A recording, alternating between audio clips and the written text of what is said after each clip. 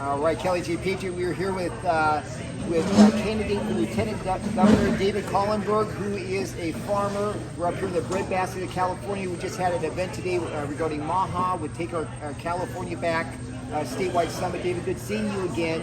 And I'll tell you what, when they talk about farming, they talk about what's going on in California, they talk about water rights.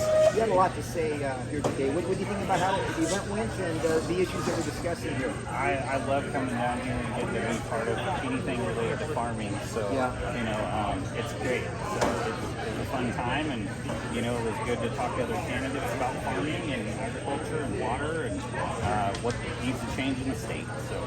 No, absolutely. And one thing that really stood out to me was they talked about how much water is available and how much actually gets processed, and a lot of that's infrastructure and just the government doing some basic things that they should do. What's your thought about some of those issues? Yeah, there's a lot of infrastructure issues that need to be dealt with that have been funded before that should have already been done that could have fixed a lot of the issues.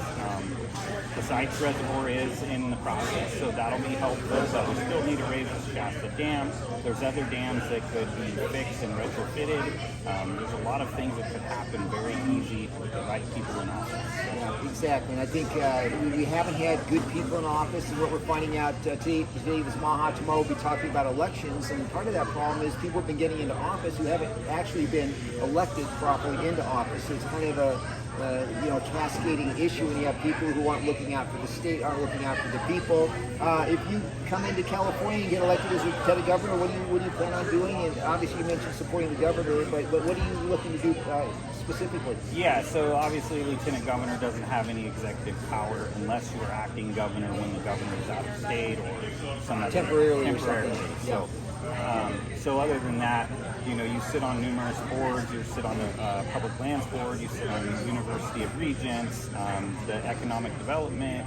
There's a lot of boards you sit on that you could have powerful influence that could help change the course of a lot of things happening in the state. So, I will definitely be a huge advocate for a voice for farmers, for victims, fire victims, for we talked about COVID. So there's a lot of COVID victims that are wrongfully treated and have severe problems. So there's a lot of issues going on that I will make sure there's a voice and a continued voice and nobody's forgotten. Yeah, good. And one interesting exchange which you maybe didn't see initially was we had Steve Hilton on Zoom, and David got him to confirm that if he gets in, that he's going to look to David to get some feedback on some of these farming and water-related issues. So I thought that was interesting. You guys have a good rapport, huh?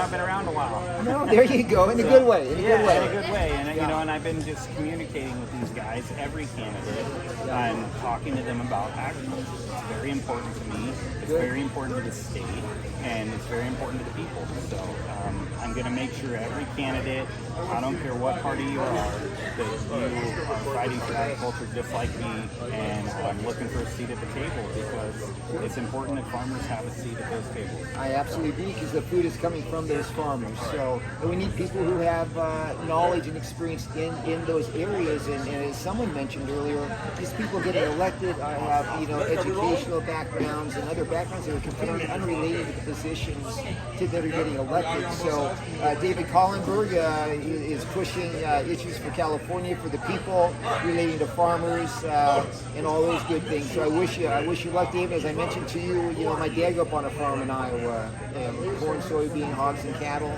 And so I know a little bit about farming, and I greatly respect the folks that do that, because it's not easy work, it's hard work, but hard work makes tough men and hard men, and that's what we need, not these little sissies out there running around, don't you think? Yep, there you go. There you go. Hey, well, God bless you. Good luck, David, and Yeah. we'll see you again. Yeah, for Take sure. care. Thank you much. Kelly J. Patriot out of here from Stockton. Thank you.